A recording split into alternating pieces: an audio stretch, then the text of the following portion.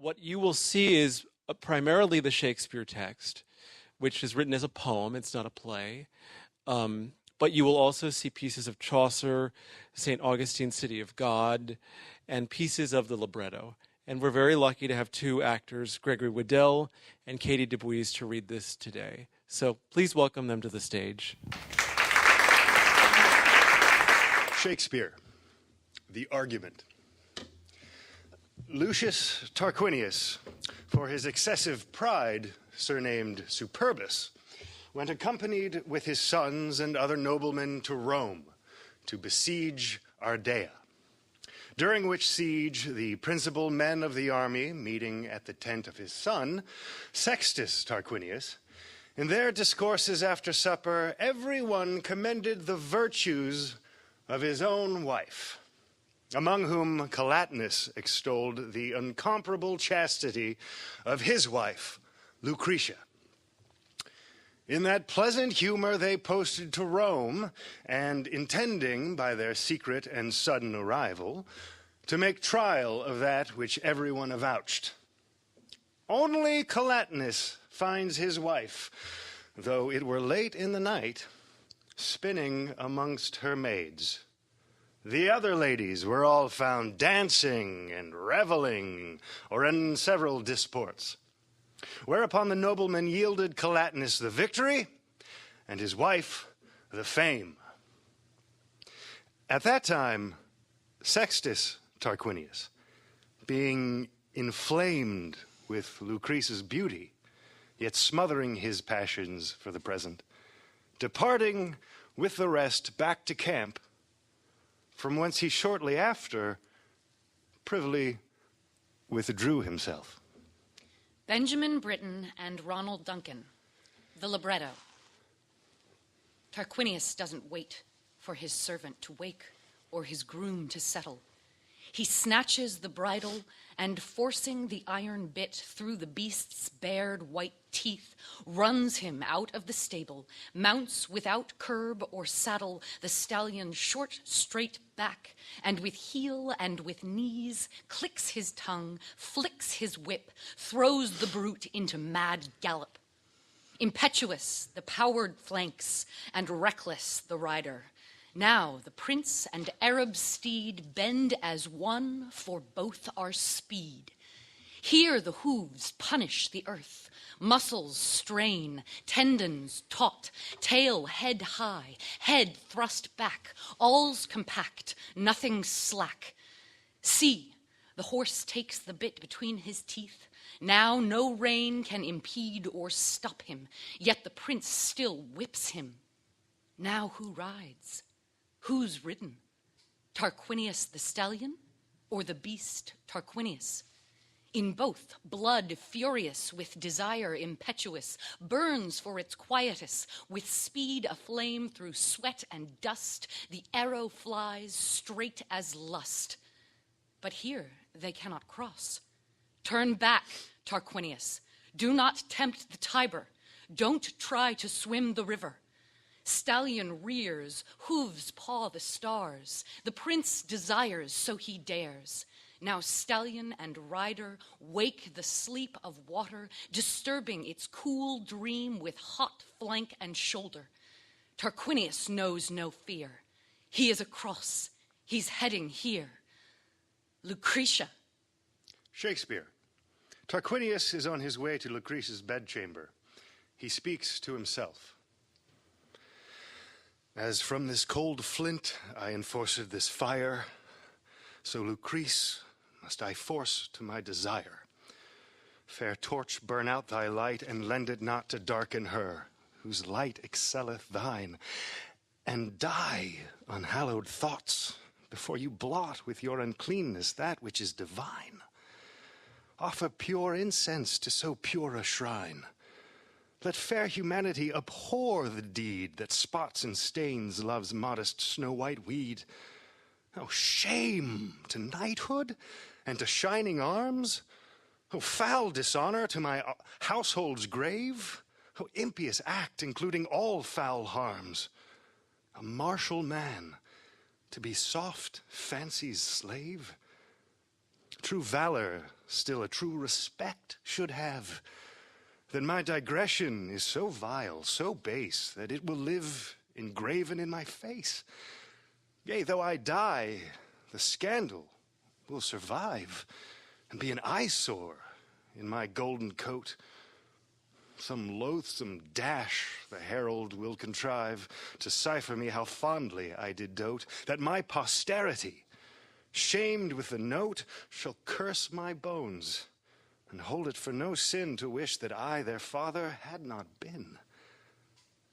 What win I if I gain the thing I seek? A dream? A breath? A froth of fleeting joy? Who buys a minute's mirth to wail a week, or sells eternity to get a toy? For one sweet grape who will the vine destroy? Or what fond beggar, but to touch the crown, would with the scepter straight be strucken down? If Calatinus dream of my intent, will he not wake, and in a desperate rage post hither this vile purpose to prevent? This siege that hath engird his marriage, this blur to youth, this sorrow to the sage, this dying virtue, this surviving shame, whose crime will bear an ever-enduring blame. Oh, what excuse can my invention make when thou shalt charge me with so black a deed? Will not my tongue be mute, my frail joints shake, mine eyes forego their light, my false heart bleed? The guilt being great, the fear doth still exceed, and extreme fear can neither fight nor fly, but coward-like with trembling terror die. Had Calatinus killed my son or sire, or lain in ambush to betray my life, or were he not my dear friend, this desire might have excuse to work upon his wife, as in revenge or quittal of such strife. But as he is my kinsman, my dear friend, the shame and fault finds no excuse nor end. Shameful it is, aye, if the fact be known. Hateful it is. Well, there is no hate in loving. I'll beg her love, but she is not her own. The worst is but denial and reproving. My will is strong, past reason's weak removing. Who fears a sentence or an old man's saw shall by a painted cloth be kept in awe. Then childish fear of vaunt, debating, die. Respect and reason wait on wrinkled age. My heart shall never countermand mine eye. Sad pause and deep regard beseem the sage. My part is youth, and beats these from the stage. Desire my pilot is, beauty my prize. Then who fears sinking where such treasure lies? Away he steals with open listening ear, full of foul hope and full of fond mistrust, both which, as servitors to the unjust, so cross him with their opposite persuasion, that now he vows a league, and now invasion. The opera. While we as two observers stand between this present audience and that scene, we'll view these human passions and these years through eyes which once have wept with Christ's own tears. She sleeps as a rose upon the night, and light as a lily that floats on a lake. Her eyelids lie over her dreaming eyes as they rake the shallows and drag the deep for the sunken treasures of heavy sleep. Thus sleeps Lucretia. When Tarquinius desires, then Tarquinius will dare. The shadows of the night conspire to blind his conscience and assist desire. Panther agile and panther virile, the prince steals through the silent hall, And with all the alacrity of thought, he crosses the unlit gallery where a bust of Calatinus stares at him with impotent, blind eyes. See how lust hides itself. It stands like a sentinel, then moves with stealth. The pity is that sin hath so much grace, it moves like virtue. Back, Tarquinius. Tarquinius stands at the head of Lucretia's bed. Shakespeare. Into the chamber wickedly he stalks, and gazeth on her yet unstained bed. The curtains being close, about he walks, rolling his greedy eyeballs in his head. By their high treason is his heart misled, which gives the watchword to his hand full soon to draw the cloud that hides the silver moon.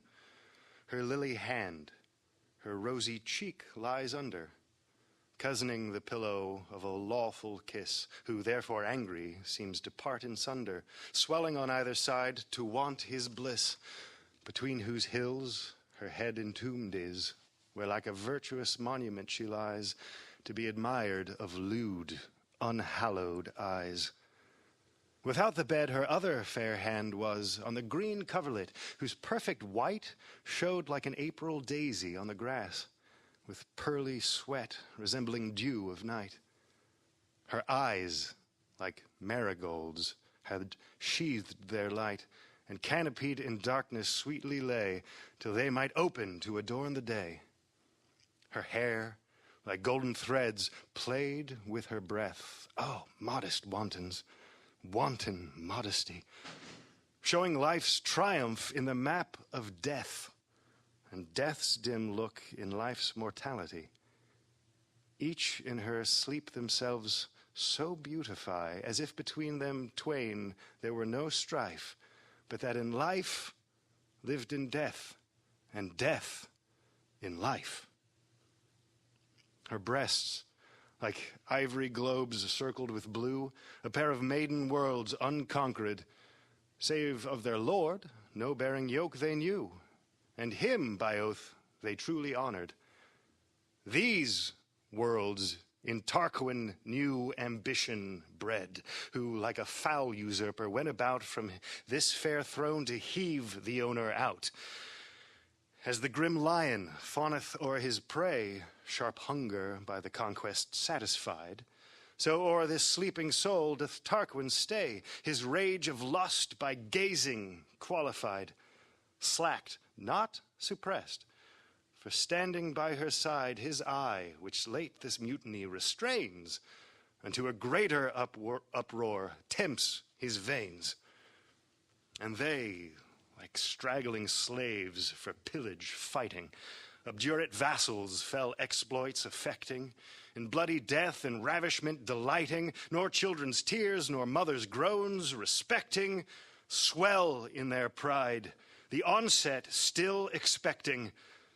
Anon, his beating heart, alarum striking, gives the hot charge and bids them do their liking. His drumming heart cheers up his burning eye. His eye commends the leading to his hand, as proud of such a dignity, smoking with pride, marched on to make his stand on her bare breast, the heart of all her land, whose ranks of blue veins, as his hand did scale, left their round turrets destitute and pale. They, mustering to the quiet cabinet where their dear governess and lady lies, do tell her she is dreadfully beset, and fright her with confusion of their cries. She, much amazed, breaks ope her locked up eyes, who, peeping forth this tumult to behold, are by his flaming torch dimmed and controlled. Imagine her as one in dead of night, from forth dull sleep by dreadful fancy waking, that thinks she hath beheld some ghastly sprite, whose grim aspect sets every joint a-shaking. What terror 'tis! But she, in worser taking, from sleep disturbed, heedfully doth view the sight which makes supposed terror true. Wrapped and confounded in 1,000 fears, like to a new killed bird, she trembling lies. She dares not look, yet winking there appears quick shifting antics, ugly in her eyes. Such shadows are the weak brain's forgeries, who, angry that the eyes fly from their lights, in darkness daunts them with more dreadful sights. His hand that yet remains upon her breast, rude ram to batter such an ivory wall, may feel her heart, poor citizen, distressed, wounding itself to death, rise up and fall, beating her bulk that his hand shakes withal. This moves in him more rage and lesser pity, to make the breach and enter this sweet city. First, like a trumpet, doth his tongue begin to sound a parley to his heartless foe, who o'er the white sheet peers her whiter chin, the reason of this rash alarm to know, which he by dumb demeanor seeks to show. But she with vehement prayers urgeth still, Under what color do you commit this ill? Thus he replies, the color of thy face, that even for anger makes the lily pale, and the red rose blush at her own disgrace, shall plead for me and tell my loving tale. Under that color am I come to scale thy never conquered fort. The fault is thine, for those thine eyes betray thee unto mine. I see what crosses my attempt will bring. I know what thorns the growing rose defends. I think the honey guarded with a sting. All this beforehand counsel comprehends. But will is deaf and hears no heedful friends. Only he hath an eye to gaze on beauty, and dotes on what he looks, against law or duty. I have debated even in my soul what wrong, what shame, what sorrow I shall breed. But nothing can affection's course control, or stop the headlong fury of his speed. I know repentant tears ensue the deed, and reproach, disdain, and dreadful enmity, yet strike I to embrace mine infamy. This said, he shakes aloft his Roman blade, which, like a falcon towering in the skies, coucheth the fowl below with the wings' shade, whose crooked beak threats, if he mounts, he dies. So under his insulting falchion lies harmless Lucretia, marking what he tells with trembling fear, as fowl hear falcon's bells. Lucrece, quoth he, this night I must enjoy thee. If thou deny, then force must work my way, for in thy bed I purpose to destroy thee. That done, some worthless slave of thine I'll slay, to kill thine honor with thy life's decay. And in thy head and in thy dead arms do I mean to place him, swearing I slew him, seeing thee embrace him. So thy surviving husband shall remain the scornful mark of every open eye. Thy kinsmen hang their heads at this disdain, thy issue blurred with nameless bastardy. And thou, the author of their obloquy, shalt have thy trespass cited up in rhymes and sung by children in succeeding times. But if thou yield, I rest thy secret friend. The fault unknown is as a thought unacted, a little harm done to a great good end, for lawful policy remains enacted. The poisonous simple sometimes is compacted in a pure compound, being so applied his venom in effect is purified. Then for thy husband and thy children's sake, tender my suit, bequeath not to their lot the shame that from them no device can take, the blemish that will never be forgot. Worse than a slavish wipe or a birth hour's blot, from marks descried in men's nativity are nature's fault, not their own infamy. Here with a cockatrice dead-killing eye, he rouseth up himself and makes a pause, while she, the picture of pure piety, like a white hind under the gripe's sharp claws, pleads in a wilderness where are no laws, to the rough beast that knows no gentle right, nor aught obeys but his foul appetite. She conjures him by high almighty Jove, by knighthood, gentry, and sweet friendship's oath, by her untimely tears, her husband's love, by holy human law and common troth, by heaven and earth and all the power of both, that to his borrowed bed he make retire and stoop to honor, not to foul desire. Quoth she, Reward not hospitality with such black payment as thou hast pretended. Mud not the fountain that gave drink to thee. Mar not the thing that cannot be amended. End thy ill aim before thy shoot be ended. He is no woodman that doth bend his bow to strike a poor unseasonable doe. Thou art, quoth she, a sea, a sovereign king, and lo, there falls into thy boundless flood black lust, dishonor, shame, misgoverning, who seek to stain the ocean of thy blood. If all these petty ills shall change thy good, thy sea within a puddle's womb is hearsed, and not the puddle in thy sea dispersed. So shall these slaves be kings, and thou their slave. Thou nobly base, they basely dignified. Thou their fair life, and they thy fouler grave. Thou loathed in their shame, they in their pride. The lesser thing should not the greater hide. The cedar stoops not to the base shrub's foot, but low shrubs wither at the cedar's root.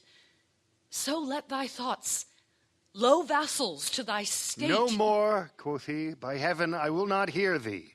Yield to my love, if not enforced hate, instead of love's coy touch, shall rudely tear thee. That done, despitefully I mean to bear thee unto the base bed of some rascal groom, to be thy partner in this shameful doom. This said, he sets his foot upon the light, for light and lust are deadly enemies. Shame folded up in blind, concealing night, when most unseen, then most doth tyrannize. The wolf hath seized his prey. The poor lamb cries, till with her own white fleece her voice controlled entombs her outcry in her lips' sweet fold.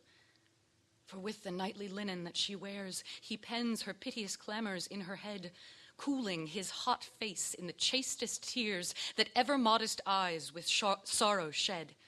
Oh, that prone lust should stain so pure a bed, the spots whereof could weeping purify, her tears should drop on them perpetually. But she hath lost a dearer thing than life, and he hath won what he would lose again. This forced league doth force a further strife. This momentary joy breeds months of pain. This hot desire converts to cold disdain. Pure chastity is rifled of her store, and lust, the thief, far poorer than before. Oh, deeper sin than bottomless conceit can comprehend in still imagination. Drunken desire must vomit his receipt ere he can see his own abomination. While lust is in his pride, no exclamation can curb his heat or rein his rash desire, till like a jade self-will himself doth tire. And then, with lank and lean discolored cheek, with heavy eye, knit brow, and strengthless pace, feeble desire, all recreant, poor and meek, like to a bankrupt beggar wails his case. The flesh being proud, desire doth fight with grace, for there it reveals, and when that decays, the guilty rebel for remission prays. Even in this thought, Through the dark night he stealeth, a captive victor that hath lost in gain, bearing away the wound that nothing healeth, the scar that will despite of cure remain, leaving his spoil perplexed in greater pain. She bears the load of lust he left behind, and he the burden of a guilty mind. He like a thievish dog creeps sadly thence. She like a wearied lamb lies panting there. He scowls and hates himself for his offense. She desperate with her nails, her flesh doth tear. He faintly flies, sweating with guilty fear. She stays, exclaiming on the direful night. He runs and chides his vanished, loathed delight. Here she exclaims against repose and rest, and bids her eyes hereafter still be blind.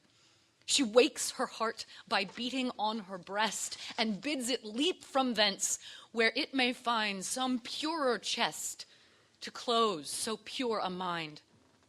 Frantic with grief, thus breathes she forth her spite against the unseen secrecy of night. O night, thou furnace of foul-reeking smoke, let not the jealous day behold that face which underneath thy black all-hiding cloak immodestly lies martyred with disgrace. Keep still possession of thy gloomy place, that all the faults which in thy reign are made may likewise be sepulchred in thy shade. Make me not object to the telltale day. The light will show, charactered in my brow, the story of sweet chastity's decay, the impious breach of holy wedlock vow. Yea, the illiterate that know not how to cipher what is writ in learned books will quote my loathsome trespass in my looks. If, Collatine, thine honor lay in me, from me by strong assault it is bereft.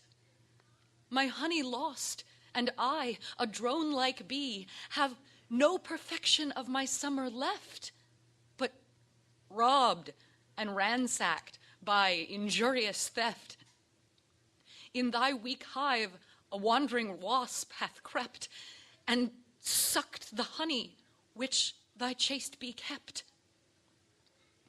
Yet I am guilty of thy honor's wrack, yet for thy honor did I entertain him. Coming from thee, I could not put him back, for it had been dishonor to disdain him. Besides, of weariness he did complain him, and talked of virtue. Oh, unlooked for evil, when virtue is profaned in such a devil. Why should the worm intrude the maiden bud, or hateful cuckoos hatch in sparrows' nests, or toads infect fair founts with venom mud, or tyrant folly lurk in gentle breasts, or kings be breakers of their own behests? But no perfection is so absolute that some impurity doth not pollute. Unruly blasts wait on the tender spring. Unwholesome weeds take root with precious flowers. The adder hisses where the sweet birds sing. What virtue breeds, iniquity devours. We have no good that we can say is ours, but ill annexed opportunity or kills his life or else his quality. Oh, opportunity, thy guilt is great. 'Tis thou that executes the traitor's treason. Thou sets the wolf where he the lamb may get. Whoever plots the sin, thou points the season. 'Tis thou that spurn'st at right, at law, at reason, and in thy shady cell, where none may spy him, sits sin to seize the souls that wander by him. Thou makest the vestal violate her oath. Thou blow'st the fire when temperance is thawed. Thou smotherest honesty. Thou murderest troth. Thou foul abettor. Thou notorious bawd. Thou plantest scandal and displacest laud. Thou ravisher. Thou traitor. Thou false thief. Thy honey turns to gall, thy joy to grief. Thy secret pleasure turns to open shame, thy private feasting to a public fast, thy smoothing titles to a ragged name, thy sugared tongue to bitter wormwood taste. Thy violent vanities can never last. How comes it then, vile opportunity, being so bad, such numbers seek for thee? When wilt thou be the humble suppliant's friend, and bring him where his suit may be obtained?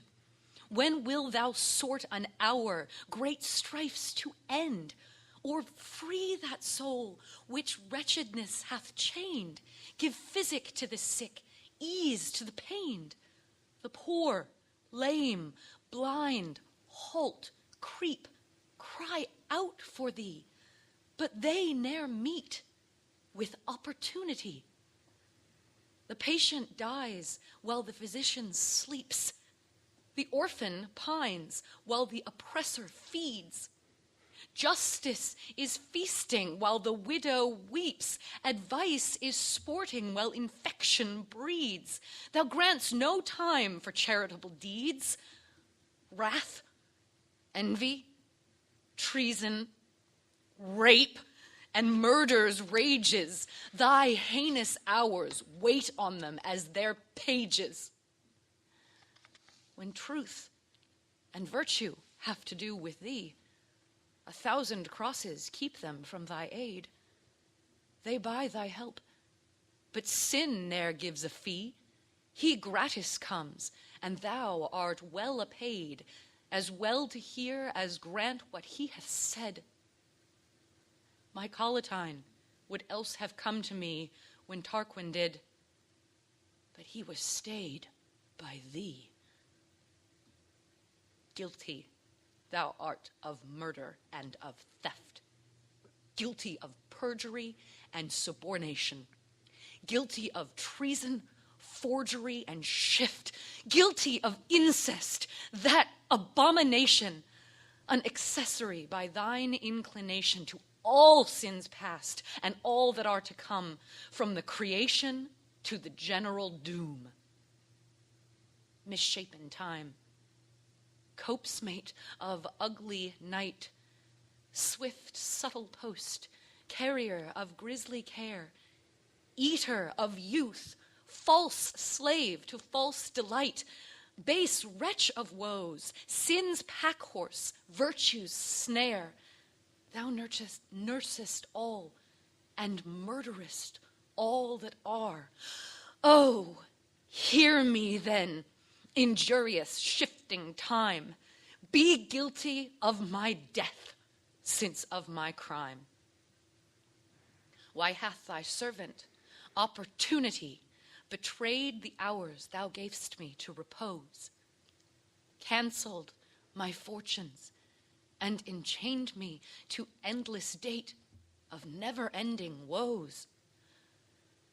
Time's office is to fine the hate of foes, to eat up errors by opinion bred, not spend the dowry of a lawful bed.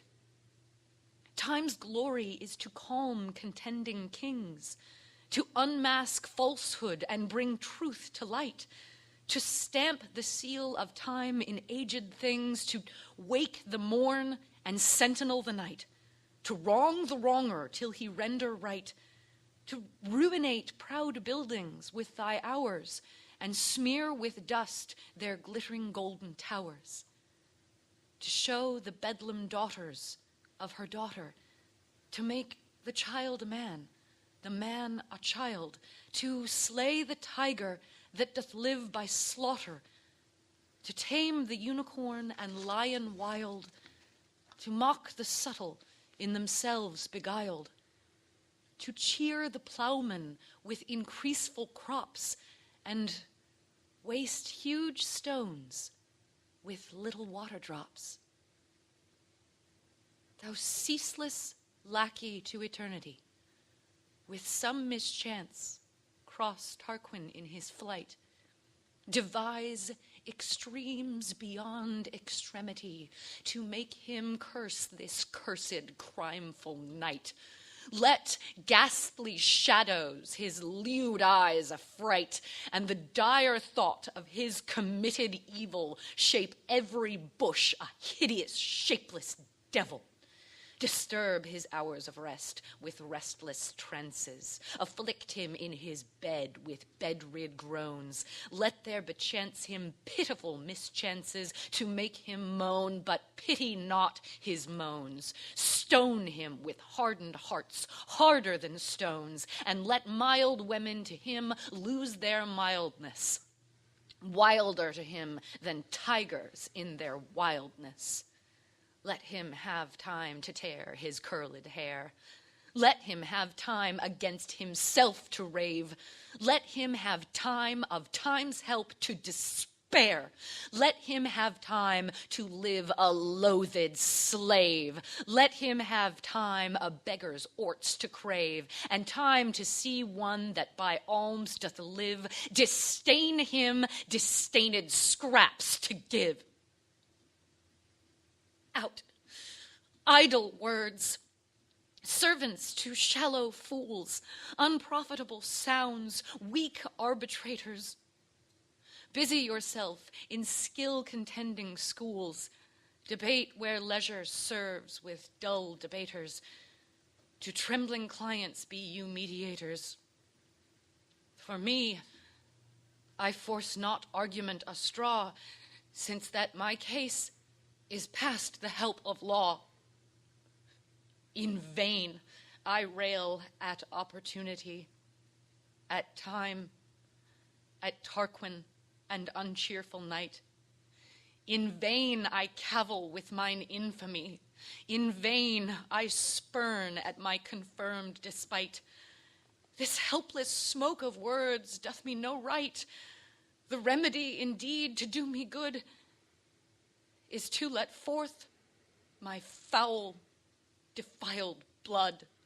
Revealing day through every cranny spies, and seems to point her out where she sits, weeping, to whom she sobbing speaks. Oh, eye of eyes, why priest thou through my window? Leave thy peeping. Mock with thy tickling beams eyes that are sleeping. Brand not my forehead with thy piercing light, for day hath not to do what's done by night. Yet die I will not, till my Colentine hath heard the cause of my untimely death, that he may vow in this sad hour of mine revenge on him that made me stop my breath. My stained blood to Tarquin I'll bequeath, which by him tainted shall for him be spent, and as his due writ in my testament. Mine honor I'll bequeath unto the knife that wounds my body so dishonored. 'Tis honor to deprive dishonored life. The one will live, the other being dead, so of shame's ashes shall my fame be bred. For in my death I murder shameful scorn. My shame so dead, mine honor is newborn. Dear Lord, of that dear jewel I have lost, what legacy shall I bequeath to thee? My resolution, love, shall be thy boast, by whose example thou revenged may be. How Tarquin must be used, read it in me. Myself, thy friend, will kill myself thy foe. And for my sake, serve thou false Tarquin so.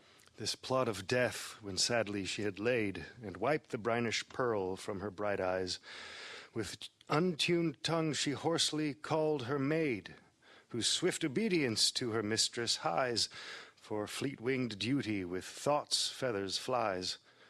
Poor Lucrece' cheeks unto her maid seem so as winter meads, when sun doth melt their snow. Her mistress she doth give demure good morrow, with soft, slow tongue, true mark of modesty, and sorts a sad look to her lady's sorrow, for why her face wore sorrow's livery, but durst not ask of her audaciously why her 2 sons were cloud eclipsed so, nor why her fair cheeks overwashed with woe. But as the earth doth weep, the sun being set, each flower moistened like a melting eye, even so the maid with swelling drops gan wet her circled eyne, enforced by sympathy of those fair suns set in her mistress' sky, who in a salt-waved ocean quench their light, which makes the maid weep like the dewy night. By this mild patience bid fair Lucrece to speak to the poor counterfeit of her complaining. My girl, quoth she, on what occasion break those tears from thee that down thy cheeks are raining? If thou dost weep for grief of my sustaining, no, gentle wench, it small avails my mood. If tears could help, mine own would do me good. But tell me, girl, when went, and there she'd stay till after a deep groan, Tarquin from hence? Madam, ere I was up, replied the maid, the more to blame my sluggard negligence, yet with the fault I thus far can dispense, myself was stirring ere the break of day, and ere I rose was Tarquin gone away. But, lady, if your maid may be so bold, she would request to know your heaviness. Oh, peace, quoth Lucrece. If it should be told, the repetition cannot make it less. For more it is than I can well express, and that deep torture may be called a hell, when more is felt than one hath power to tell. Go, get me hither paper, ink, and pen, yet save that labor, for I have them here. What should I say? One of my husband's men bid thou be ready by and by to bear a letter to my lord. My love, my dear, bid him with speed prepare to carry it.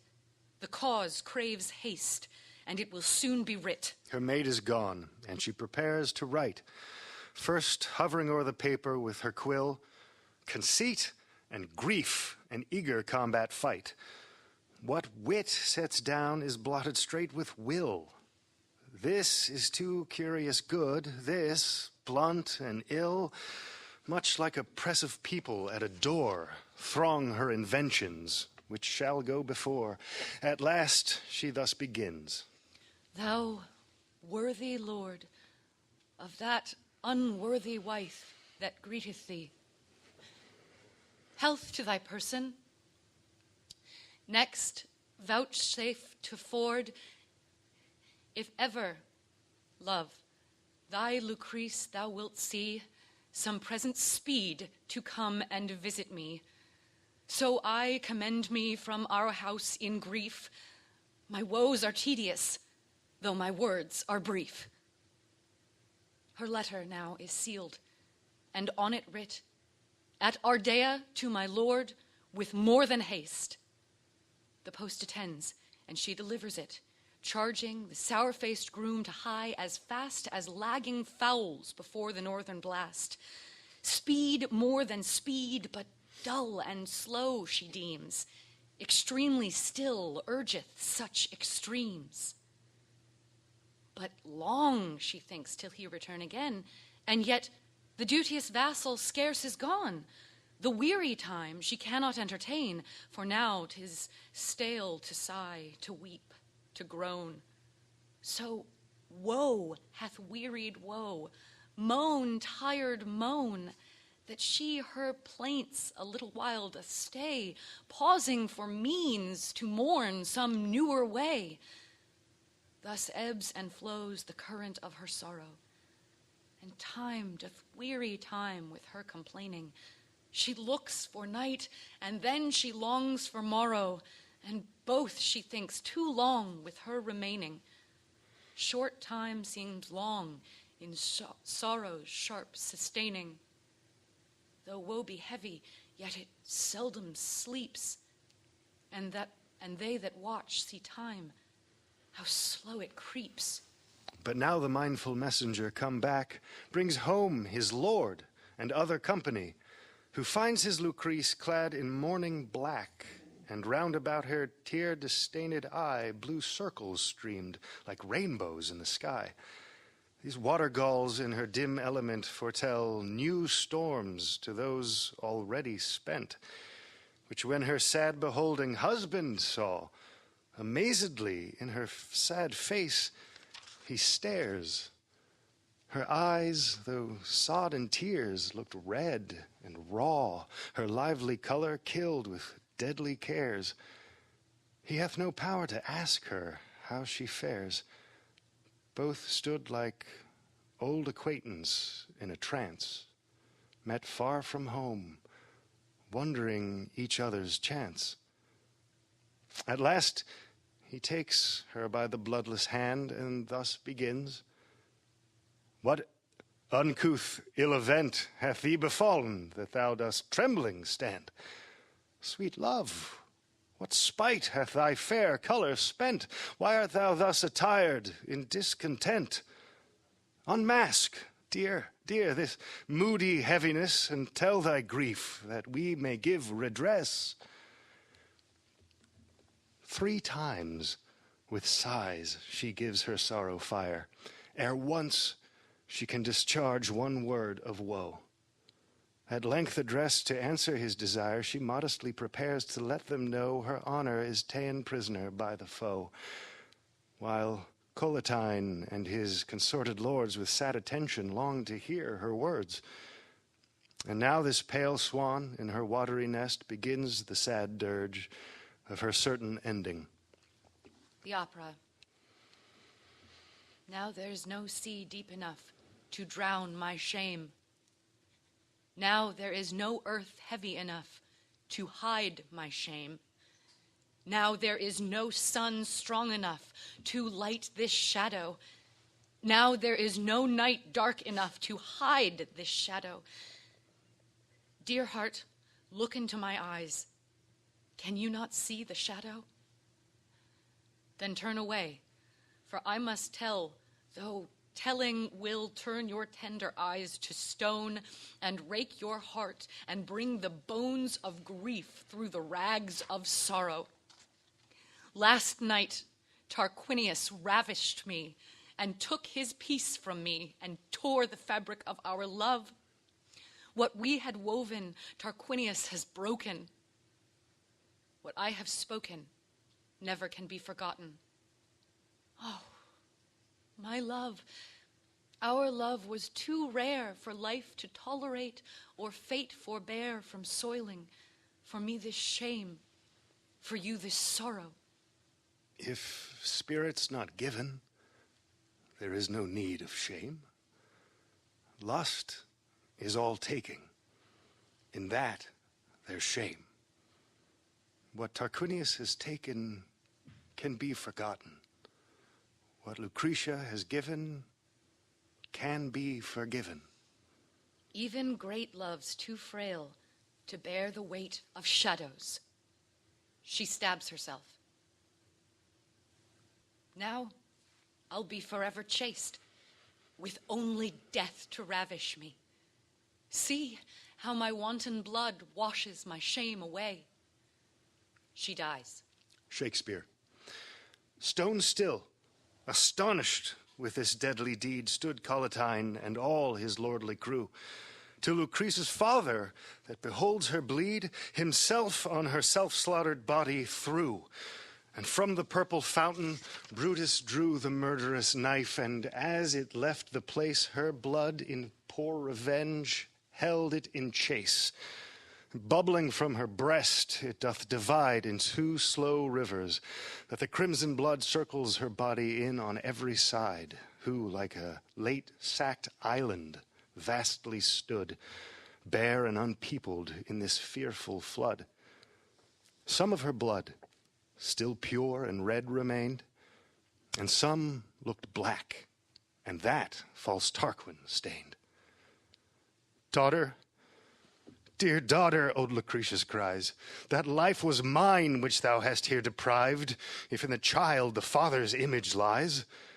Where shall I live, now Lucrece is unlived? Thou wast not to this end from me derived. If children predeceased progenitors, we are their offspring, and they none of ours. O time, cease thou thy course, and last no longer, if they surcease to be that should survive.